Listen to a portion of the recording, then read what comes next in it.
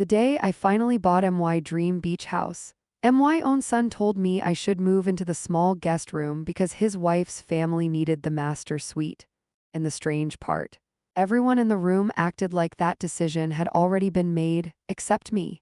If you enjoy powerful stories about strength, dignity, and women who refuse to be taken for granted, please like the video and subscribe to the channel.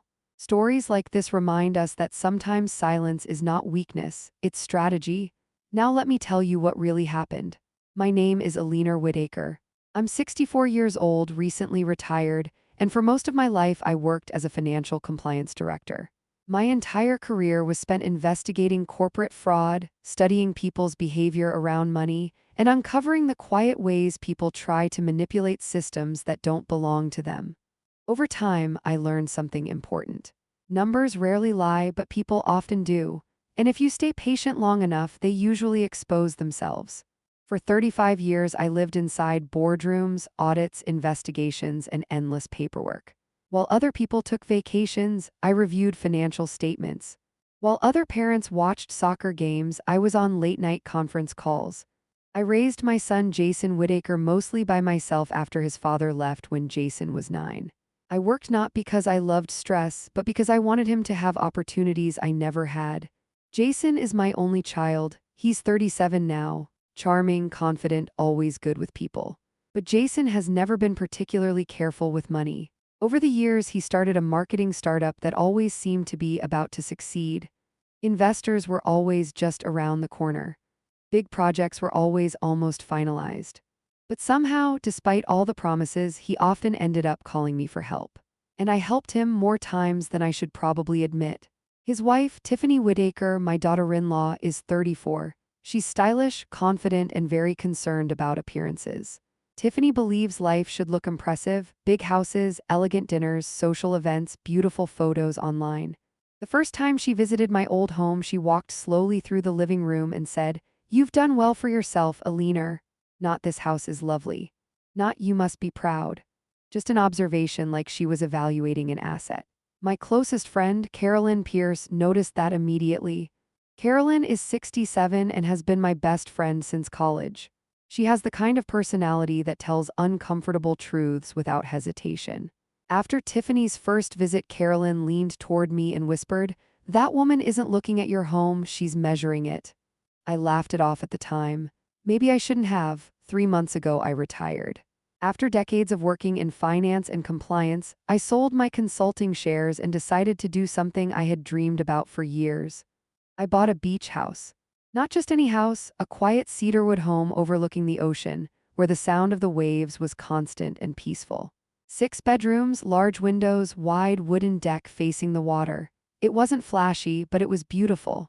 I paid for it with my retirement savings. Every dollar earned from long nights, difficult decisions, and years of discipline. The day I signed the papers, my property lawyer, Martin Delgado, smiled and said, "Alina, after helping companies protect millions of dollars, it's nice to see you protect something for yourself." Martin Delgado is 59 and has handled several legal matters for me over the years. He's careful, precise, and he helped structure the purchase of the house in a way that protected my ownership completely. At the time, I thought it was just normal legal caution. Later, I realized it was one of the most important decisions I had ever made. The morning after I moved in, I stood on the deck with a cup of coffee watching the sunrise over the ocean. The sky was pale gold, the water calm, and for the first time in decades, my schedule was completely empty. No meetings, no reports, no obligations, just peace. That's when my phone rang. It was Jason. "Mom," he said cheerfully. "We saw the photos. The house looks incredible. Tiffany and I were thinking we should come visit this weekend."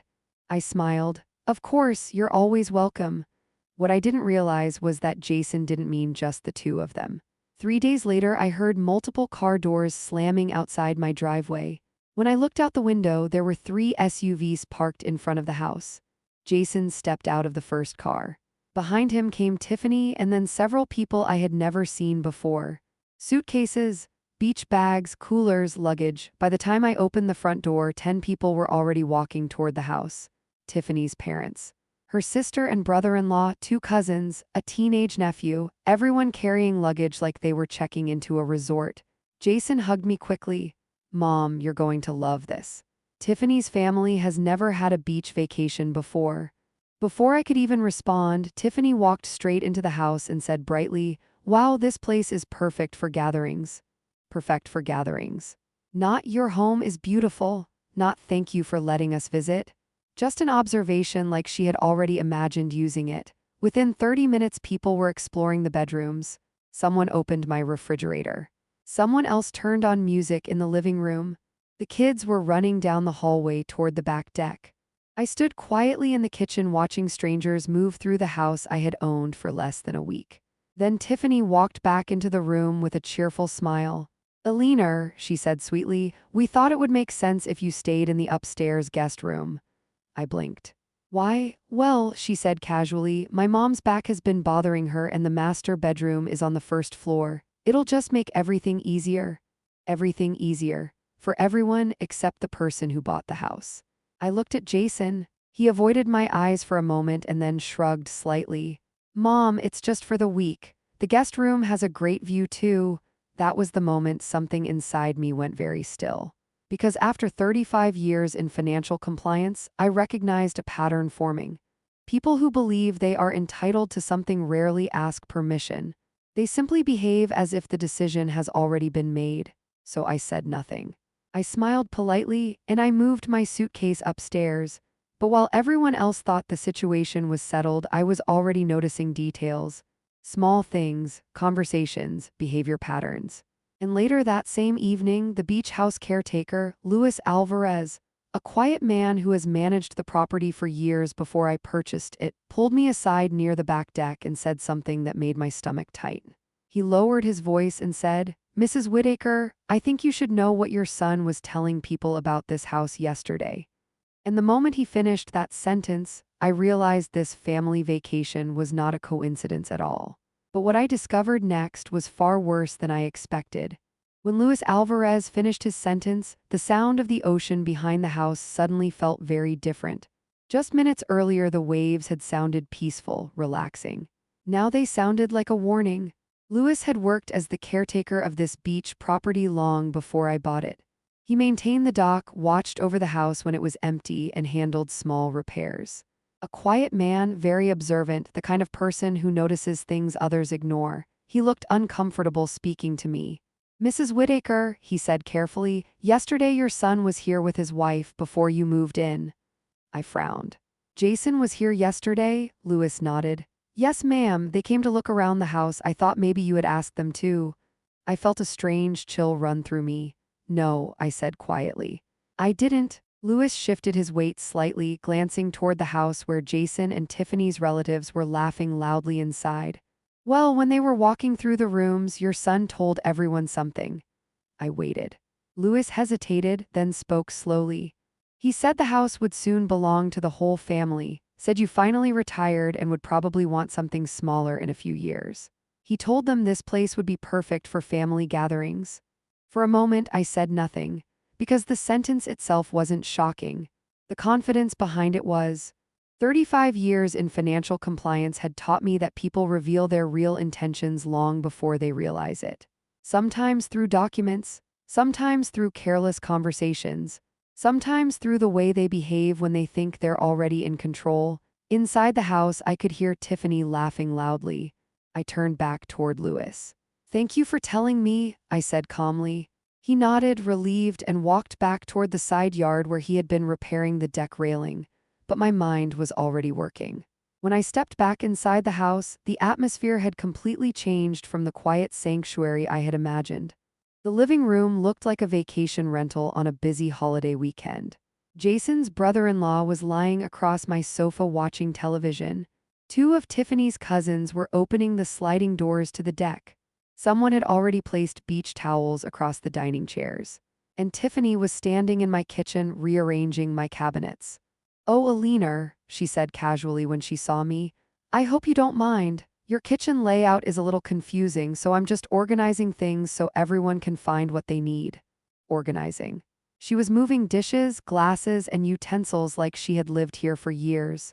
I watched quietly. In my career, I had interviewed hundreds of executives during internal investigations. and one rule always applied.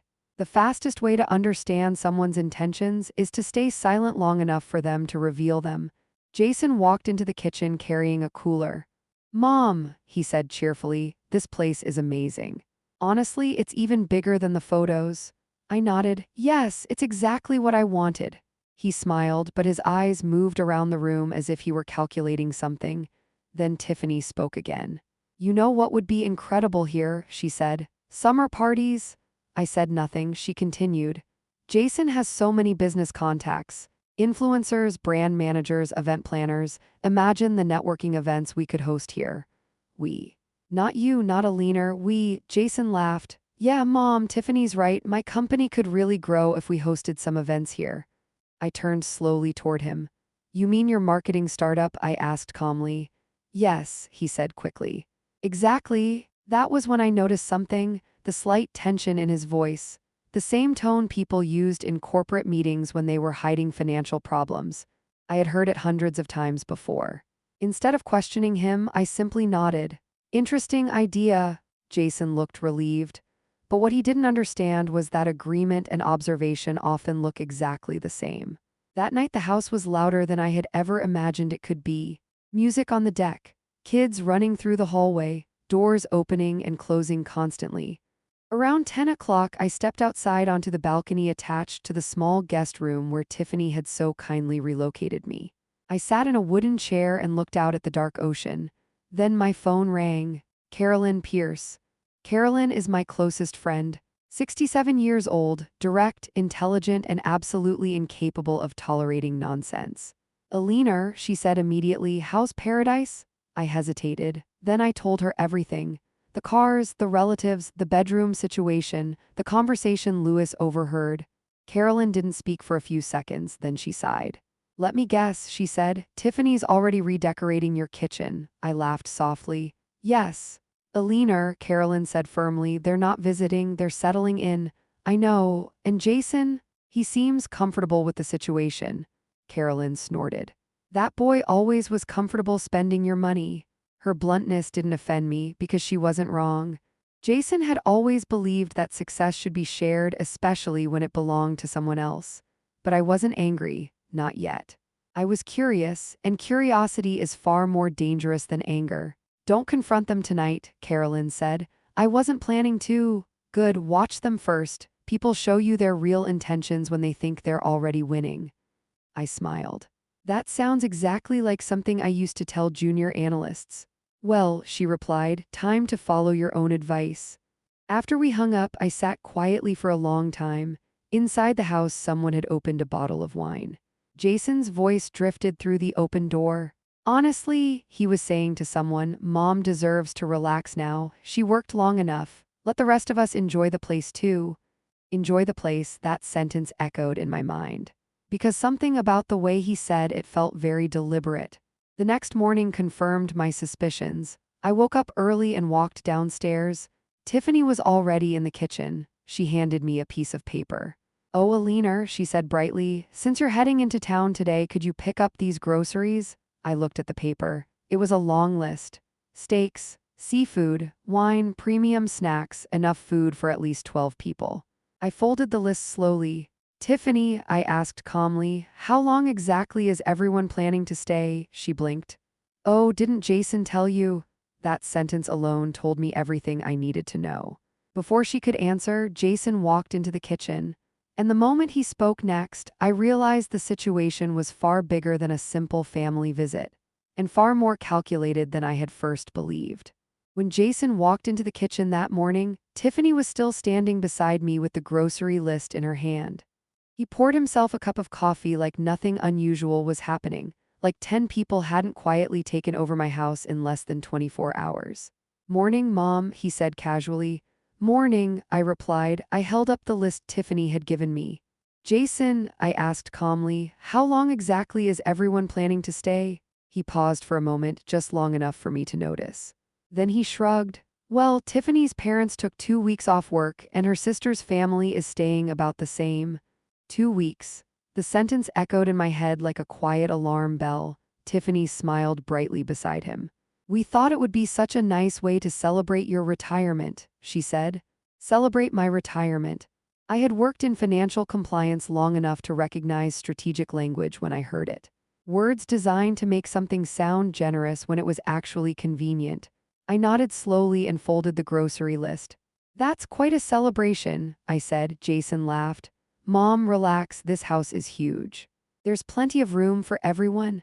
Plenty of room. Interesting phrase. Because in my mind, I had bought this house for something very different from what was happening now.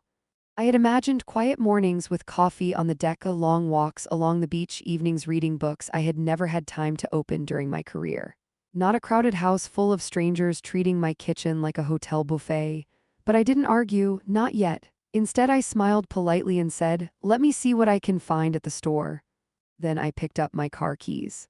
Jason looked relieved. Tiffany looked satisfied. And both of them completely misunderstood what my silence meant. Because silence in my world was never surrender, it was observation. The grocery store in the nearby town was small but pleasant. I pushed the cart slowly through the aisles, reading the items on Tiffany's list. Imported cheeses, premium steaks, specialty wine, organic snacks. This wasn't a family grocery list. This was the shopping list for a social event. As I stood in front of the seafood counter, my phone rang. Carolyn Pierce, my lifelong best friend. "Eleanor," she said immediately, "please tell me those people have left your house." I smiled faintly. "Not exactly." I explained the 2-week visit, the grocery list. The way Tiffany had already begun organizing the kitchen like she owned it. Carolyn didn't interrupt until I finished. Then she said one sentence. "They're testing your boundaries." I leaned against the cart handle. "I know, you planning to stop them?" she asked. "Not yet." Carolyn sighed deeply. "Eleanor Whitaker, you spent 35 years investigating financial manipulation. Don't tell me you're letting your own son run a strategy on you." "I'm not letting him," I said quietly. "I'm studying him." That made her pause. "What do you mean?" I said calmly, "people reveal far more when they think they've already succeeded." Carolyn chuckled softly. "That poor boy doesn't realize who he's dealing with." "No," I said, "he doesn't." After we hung up, I finished the grocery shopping. But when I returned to the beach house, something new caught my attention immediately. 3 unfamiliar cars were parked along the driveway. Music was playing loudly from the back deck. And when I walked inside, Tiffany greeted me with an excited smile. "Oh, perfect timing, Eleanor," she said. "For what?" She gestured toward the living room. "Jason just had the most amazing idea." Jason walked in behind her holding his phone. "Mom, listen to this," he said enthusiastically. "I just created an event page online." "An event page?" I felt my stomach tighten slightly. "What kind of event?" I asked. Jason grinned. "A beach networking party this weekend." I stared at him. "A what?" "Just a small gathering," he said quickly. "Some business contacts, a few local entrepreneurs, maybe some influencers Tiffany knows." He turned the phone toward me. On the screen was a public event listing. The title read, "Whitaker Beach House Summer Launch Party." My address was clearly written underneath.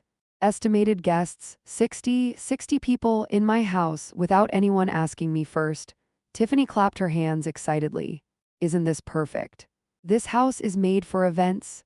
Made for events? I looked around the room slowly, at the strangers sitting on my furniture, at the grocery bags now sitting on my kitchen counter, at my son smiling confidently like everything was already decided. And suddenly something became very clear. This wasn't a vacation. This wasn't even a misunderstanding. This was a plan. Jason thought my retirement meant he could finally turn my success into his opportunity. But what he didn't realize was that while he was busy planning a party at my house, I was about to make a phone call that would completely change the situation. And when Jason discovered what that call set in motion, the smile on his face would disappear very quickly. When Jason showed me the event page on his phone, the music from the back deck was still playing loudly, and Tiffany's relatives were laughing in the living room like they had already claimed the place. "Whitaker Beach House Summer Launch Party, 60 guests, my address," and my son smiling proudly like he had just accomplished something impressive. For a moment, I simply looked at the screen. 35 years in financial compliance had taught me something very important. When people move too quickly with someone else's property, it usually means they are desperate for something. Jason mistook my silence for approval. "Mom, this is going to be amazing," he said. Just imagine the connections I can make here. Connections, networking, influencers. Tiffany stepped closer, practically glowing with excitement. This place is perfect for events, Alina. People pay thousands for venues like this. I looked at both of them calmly. And when exactly was I supposed to hear about this party? I asked. Jason blinked. Well now, Tiffany laughed lightly. We didn't want to bother you with the details. Didn't want to bother me with a party at my house, I nodded slowly. Of course. Jason relaxed immediately. That small reaction told me everything I needed to know. They had expected resistance. Instead, they received calm agreement, which meant they believed they had already won. That belief would become their biggest mistake. I placed the grocery bags on the counter and excused myself. I'm going to make a quick phone call, I said. Jason barely looked up. Sure, Mom. I walked outside onto the back deck where the sound of the ocean was stronger and the music from inside faded slightly. Then I opened my phone and called Martin Delgado. Martin Delgado is my real estate attorney, 59 years old, careful, meticulous, and someone who never misses a detail when it comes to property ownership. He answered on the second ring. Alina, everything okay with the new house? I leaned against the railing and looked out over the water. That depends, I said calmly. How solid is the legal structure we created when I bought it? There was a pause. Very solid, Martin replied.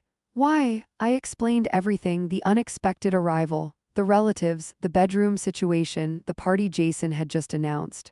When I finished, Martin exhaled slowly. Well, he said, that escalated quickly. Yes, I replied, but you're protected, he continued. The house isn't just in your personal name. Remind me of the structure again, I said. You purchased the property under a private holding trust we created. Legally, no one can claim usage rights, management authority, or residency without your direct approval. That sentence felt reassuring. But Martin wasn't finished. And Alina, he added, remember the clause we included? I smiled slightly. Oh yes, I said, the clause. Martin had suggested it during the purchase paperwork. At the time he called it a precaution many retirees appreciate. I hadn't thought much about it then, but now it suddenly seemed very useful. Would it still apply in this situation? I asked. Martin laughed softly. It would apply perfectly. Good, I said, because I may need to activate it soon. When I ended the call, I didn't go back inside immediately. Instead, I stayed on the deck watching the waves. Because something about Jason's behavior bothered me more than the party. The confidence. The assumption that the house would eventually become his. Luis Alvarez appeared near the edge of the yard carrying a small toolbox. He stopped when he saw me. Everything all right, Mrs. Whitaker? Yes, I said. Luis, can I ask you something? Of course. When Jason visited yesterday before I moved in, did he say anything else? Luis hesitated. Then he nodded slowly. Yes, ma'am. What did he say? Luis lowered his voice. He told one of the guests that hosting events here would solve his company's cash flow problems. Cash flow problems, there it was, the real reason. Jason's marketing startup, for years he had insisted everything was about to take off. But in my line of work, I had seen enough struggling companies to recognize the warning signs. Unstable revenue, delayed payments, expensive lifestyle choices, and suddenly a beach house appeared. A free venue, a place where he could host paid events without paying rent, without buying property, without asking permission. In other words, my house had become his solution. I thanked Luis and walked back inside. Jason was now standing in the living room showing Tiffany's relatives the event page. People were already clicking interested. Tiffany walked toward me excitedly. Oh, Alina, wait until you see this. We already have 30 RSVPs. 30 in less than an hour. Jason looked proud. Mom, this could really help my business. I studied his face carefully. And in that moment, I realized something very important. Jason didn't think he was stealing. He thought he was entitled. That belief is much harder to correct, but not impossible. That evening, after everyone went to bed, I sat upstairs in the small guest room and made another phone call. This one to Rachel Kim. Rachel Kim is an independent financial investigator, 43 years old. Brilliant with numbers and someone I had worked with during several corporate investigations. She answered immediately. Alina, haven't heard from you since the retirement party. I need a small favor, I said. What kind of favor? I need you to quietly review the financial health of a company. What company? I looked toward the hallway where Jason's room door was closed. Whitaker Creative Marketing, I said. Rachel chuckled softly. That sounds familiar. It should, I replied. It belongs to my son. Rachel paused. Is there a problem? I don't know yet, I said, but something about his behavior tells me there might be. Rachel's voice turned serious. Give me 2 days, that's all I need.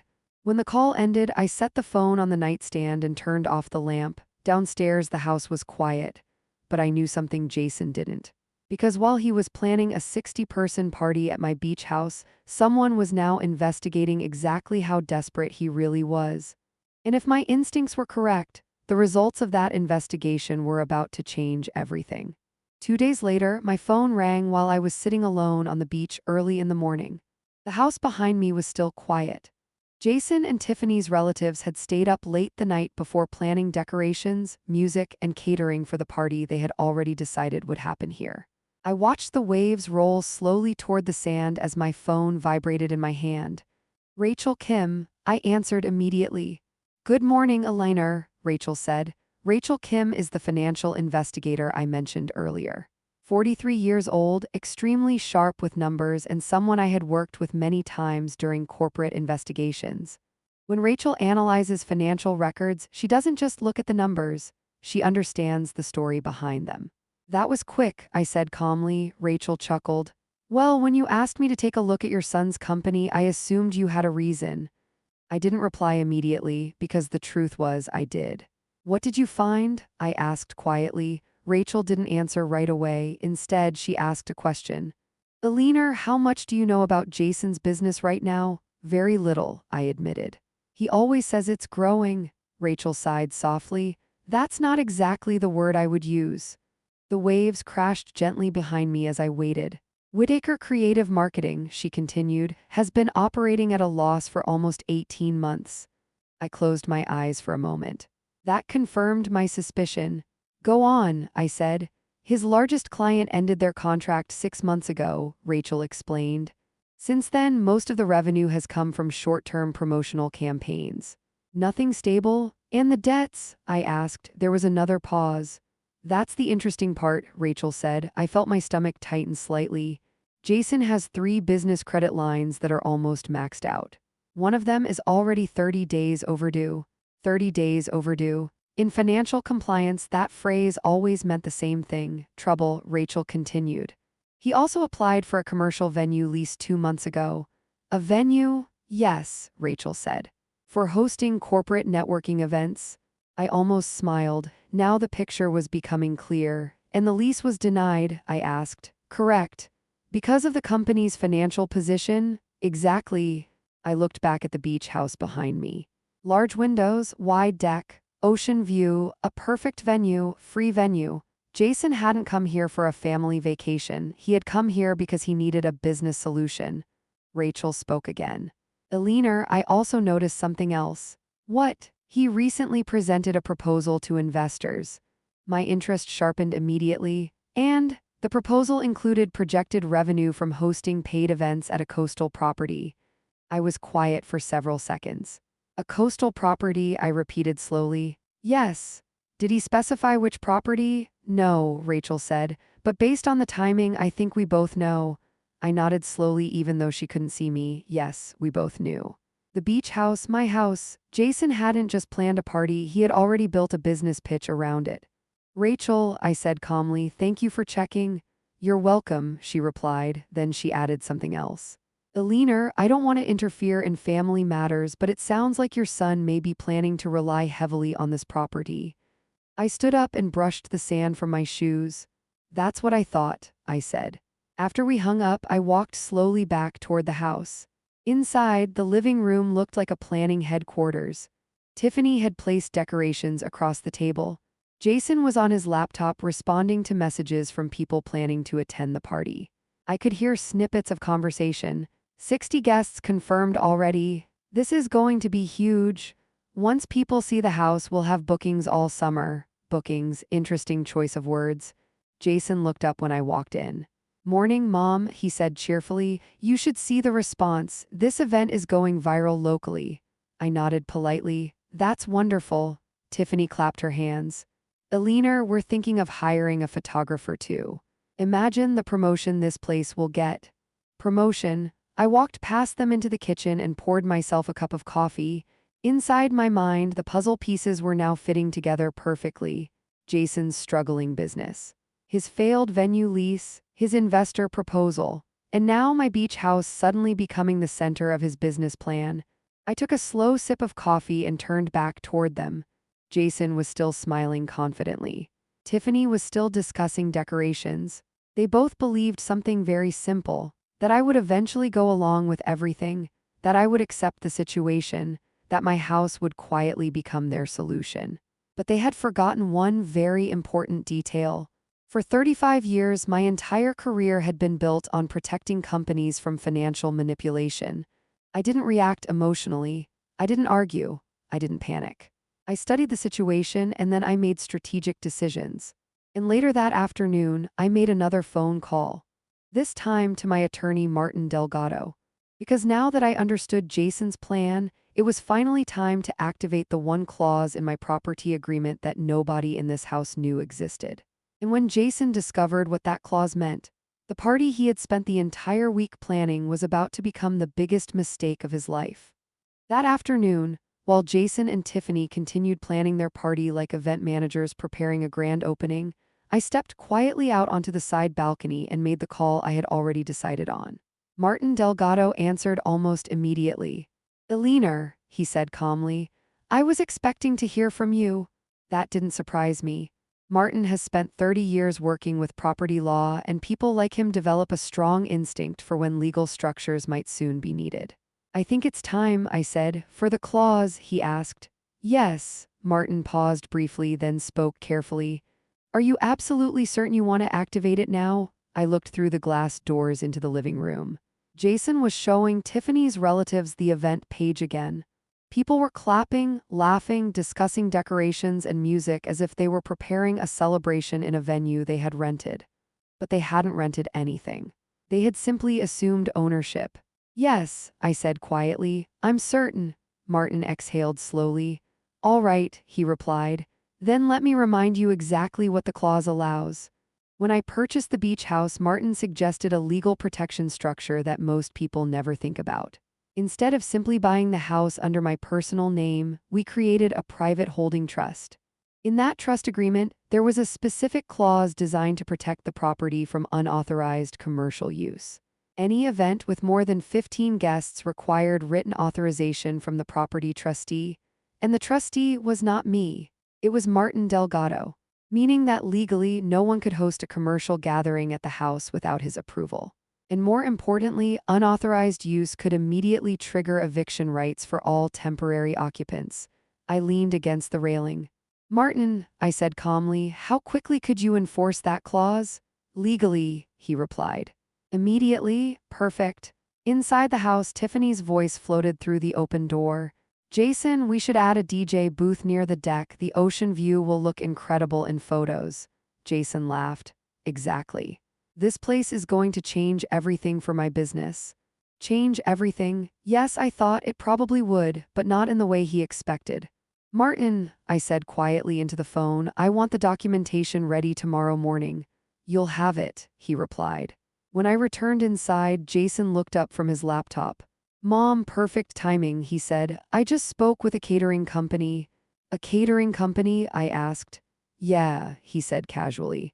They'll bring tables, lighting, drinks, everything. This event is going to look amazing. Tiffany stepped beside him. We're expecting almost 80 guests now. 80, I smiled politely. That sounds busy? Jason didn't notice anything unusual in my tone. Don't worry, Mom, he said confidently. This is good exposure for the house. Exposure, another interesting word. Later that evening, my phone rang again. Carolyn Pierce, my best friend. So, she said immediately, have you thrown them all out yet? I laughed softly. Not yet. Carolyn groaned. Eleanor, if someone tried to take over my house like that, I know, I interrupted gently. But this situation is educational. Educational, she asked. Yes, I said. Jason thinks he's solving his financial problems. And you're letting him think that? Carolyn asked. For a few more days, Carolyn was quiet for a moment. Then she said something that made me smile. That poor boy has no idea he's playing chess with the wrong person. No, I said calmly. He really doesn't? The next morning, the house was buzzing with excitement. Decorations were arriving. Food deliveries were being discussed. Luis Alvarez, the caretaker, watched everything quietly from the driveway while repairing a fence post. When he saw me, he walked over. "Big party tonight?" he asked. "So they believe," I replied. Luis nodded slowly. "Something about this situation doesn't seem right." I smiled slightly. "You're very observant, Luis," he shrugged. "I just notice things." Exactly. That afternoon, Martin Delgado arrived at the house. He walked up the driveway carrying a slim leather folder. Jason opened the door before I could. "Can I help you?" Jason asked. Martin smiled politely. "Good afternoon, I'm looking for Alina Whitaker."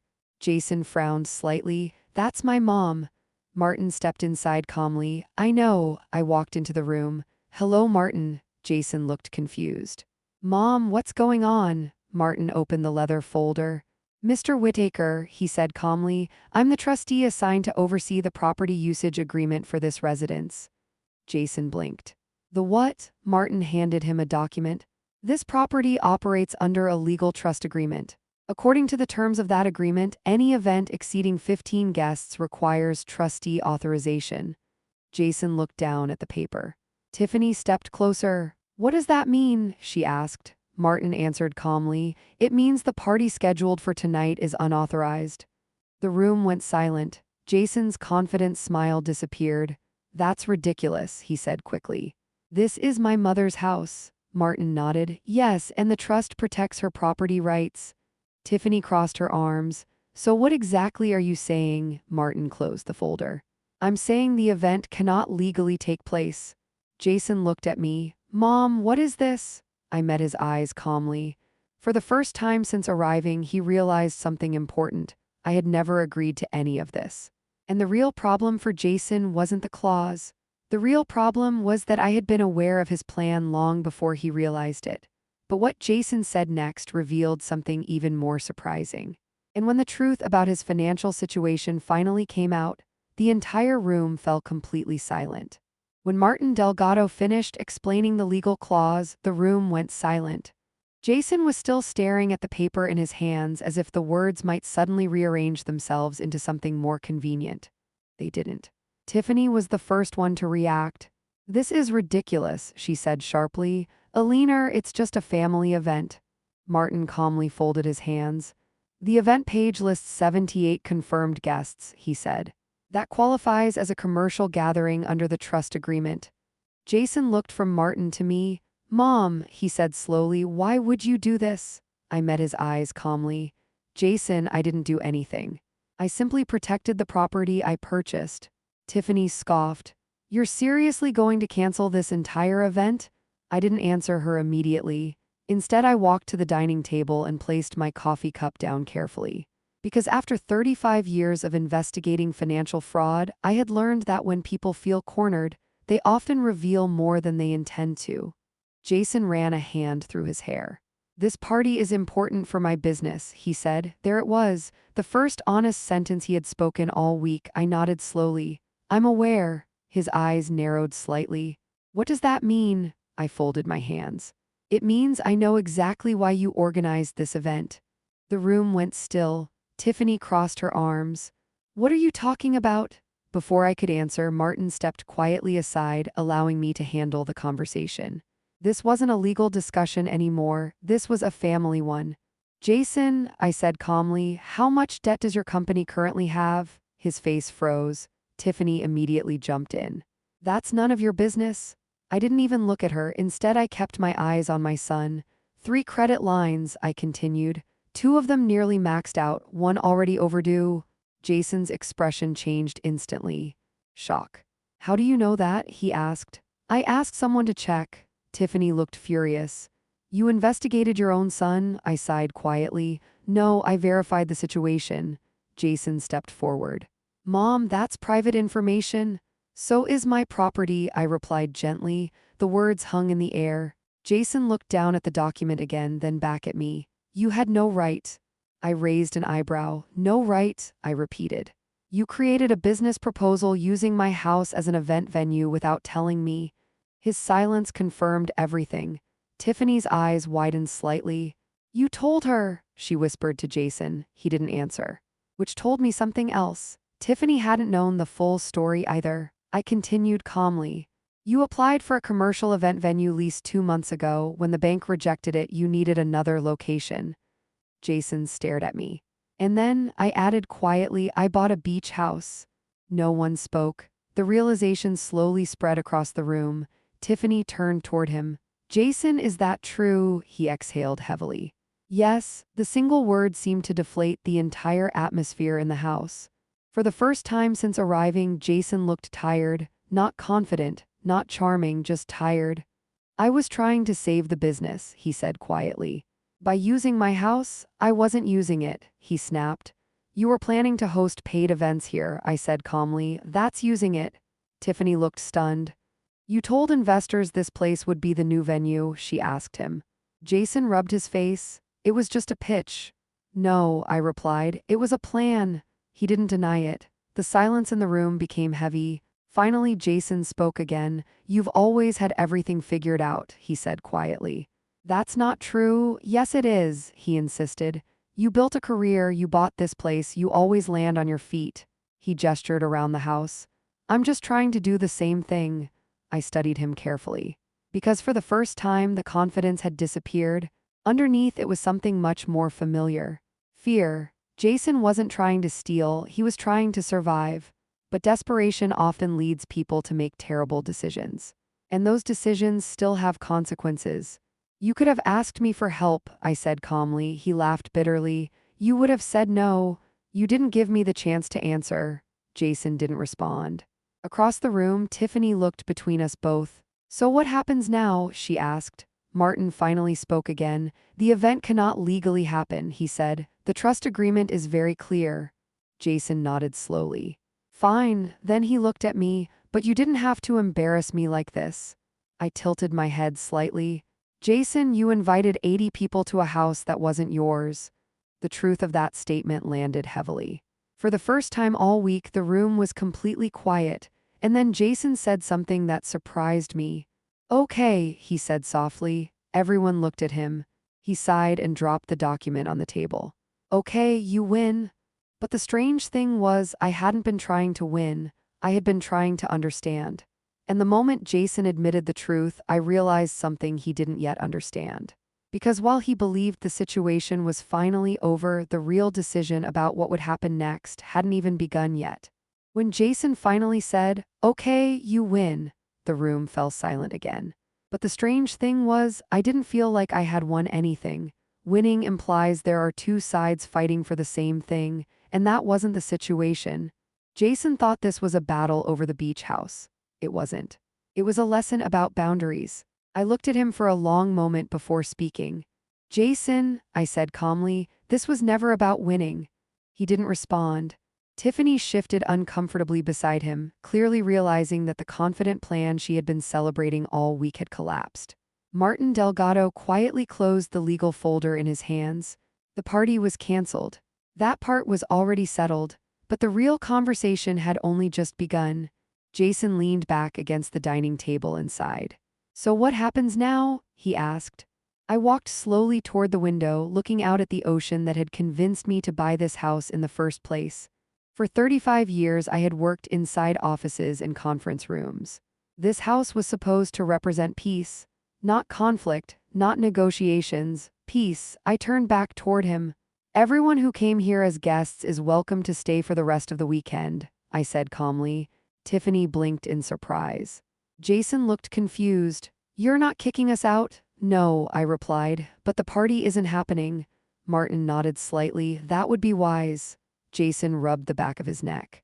I already told people it was canceled, he admitted quietly. Tiffany looked irritated. That's going to make us look terrible. Carolyn Pierce would have had an immediate response to that sentence if she had been there. Carolyn, my lifelong friend, has always believed that dignity is more important than appearances. And honestly, she's usually right. But I ignored Tiffany's comment. Instead, I walked toward Jason. You should have come to me, I said.